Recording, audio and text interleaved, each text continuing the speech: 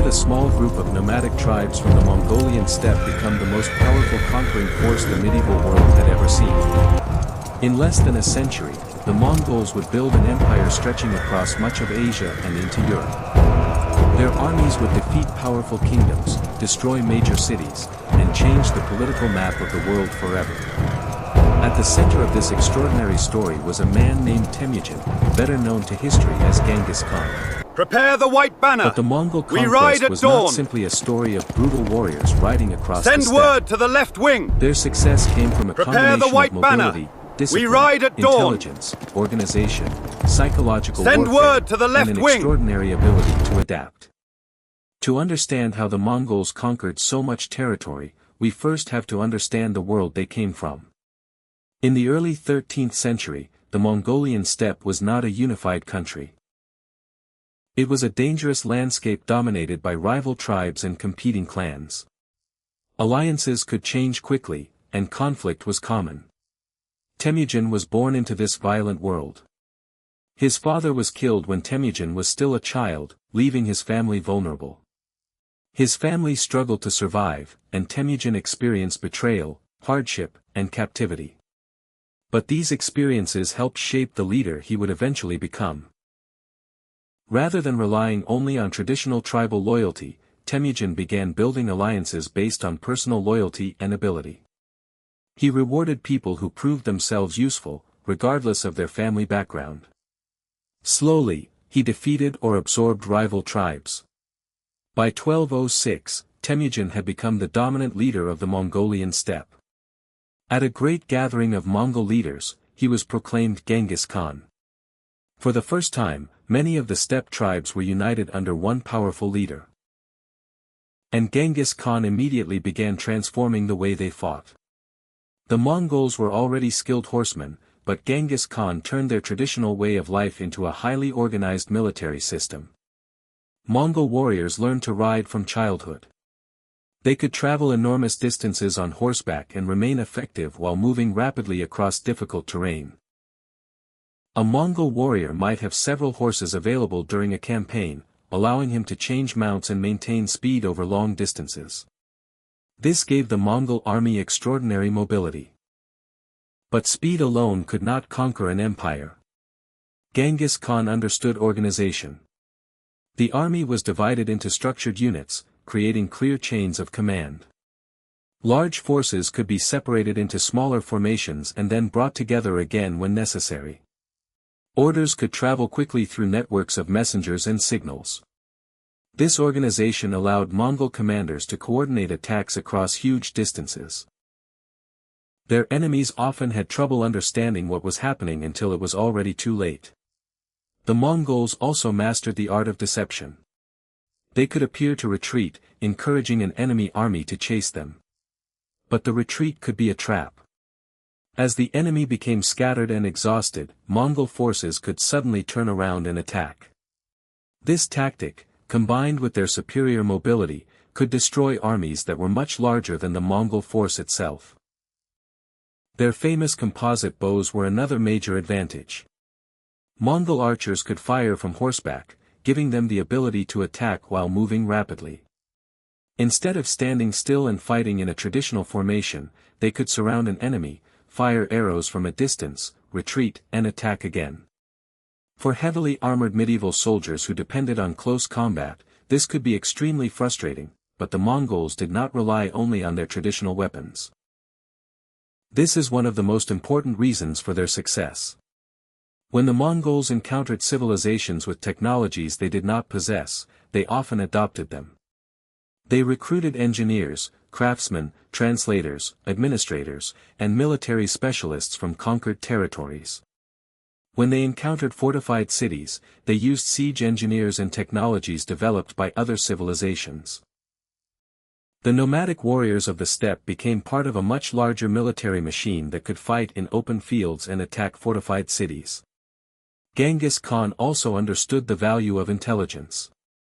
Before launching major campaigns, the Mongols gathered information about enemy territory, roads, rivers, fortifications, political divisions, and military strength. Scouts traveled ahead of the army. Merchants and travelers could provide valuable information. Diplomats could gather knowledge about rival kingdoms. The Mongols were not simply charging blindly into unknown territory. They often knew a great deal about their enemies before the main army arrived. And then came psychological warfare. The Mongols understood that fear could be a weapon. When a city resisted, the consequences could be devastating. Stories of Mongol victories spread rapidly from one region to another. For some cities, the reputation of the Mongol army was enough to encourage surrender. This meant that the Mongols did not always have to fight every enemy at full strength. Sometimes the possibility of resistance was enough to convince rulers to negotiate. But when negotiations failed, the Mongols could launch extremely destructive campaigns. Their first major expansion moved beyond the Mongolian steppe into northern China and Central Asia. They fought the powerful Jin dynasty and eventually captured major cities. But one of their most dramatic conflicts came against the Khwarazmian Empire in Central Asia. The Mongol invasion began after a diplomatic crisis and the killing of Mongol merchants and envoys. Genghis Khan responded with a massive campaign. Instead of attacking from only one direction, Mongol forces advanced along multiple routes. They crossed enormous distances, divided their armies, and attacked key cities. The Khwarazmian Empire was much larger than the Mongol homeland, but its political structure quickly began to collapse. Cities that had seemed secure were isolated and attacked one by one. The Mongols moved with terrifying speed. Within a few years, much of Central Asia had fallen. The conquest also demonstrated another Mongol advantage. They could operate across enormous distances without losing their ability to coordinate. Their horse-based logistics system allowed armies to carry supplies and move rapidly through the landscape. The Mongol conquest did not stop in Central Asia. Under Genghis Khan's successors, Mongol armies continued expanding. They moved into Persia, the Caucasus, Russia, and Eastern Europe. In 1241, Mongol armies invaded Hungary and Poland. European armies were shocked by the speed and tactics of the invaders. At the Battle of Legnica, a Mongol force defeated a European army. Around the same time, another Mongol army defeated Hungarian forces at the Battle of Mohi. The Mongols had reached the heart of Europe. And then something unexpected happened. They withdrew. The reasons for the withdrawal are still debated by historians, but the death of the great Khan Ogdi in 1241 played an important political role. The Mongol armies did not conquer all of Europe. But their expansion had already changed the continent's understanding of warfare. So how did the Mongols conquer so much of the world? It was not because they possessed magical weapons. It was not because every Mongol warrior was individually stronger than every enemy soldier. Their advantage came from the system. They combined mobility with organization. They combined horse archery with intelligence. They combined psychological warfare with diplomacy.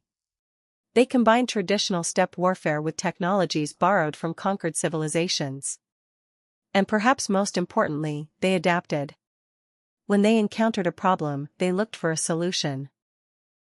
If they needed siege engineers, they recruited them. If they needed translators, they found them. If they needed administrators, they used people who already understood the systems of conquered territories. The Mongol Empire was therefore much more than an army of horsemen. It became a massive network connecting different peoples, cultures, technologies, and trade routes. At its greatest extent, the Mongol Empire stretched across enormous portions of Eurasia. It became the largest contiguous land empire in history. But the Mongol conquests came at an enormous human cost. Cities were destroyed, populations were displaced, and countless people died during wars and campaigns. The Mongol invasions remain one of the most violent episodes in medieval history. At the same time, the empire also connected regions that had previously been separated by distance and political boundaries.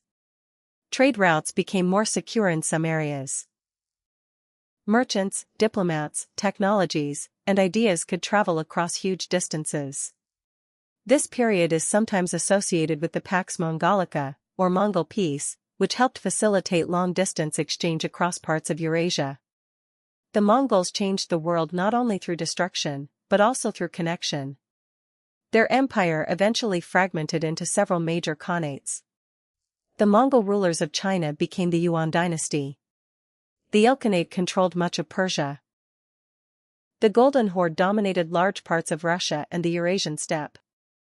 Other Mongol successor states emerged across Central Asia. The unified empire created by Genghis Khan did not last forever. But its legacy lasted for centuries. The story of the Mongols is ultimately a story about how a society that outsiders often viewed as primitive and isolated became capable of defeating some of the most powerful civilizations of its time. They succeeded because they turned the strengths of the steppe into a military system unlike anything their enemies had faced before. Their horses gave them mobility. Their bows gave them range. Their commanders gave them organization.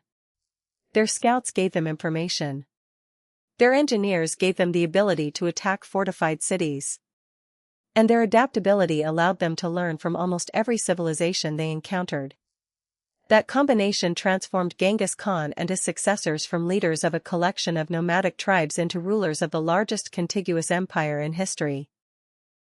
The Mongols did not simply conquer half the world by riding faster or fighting harder.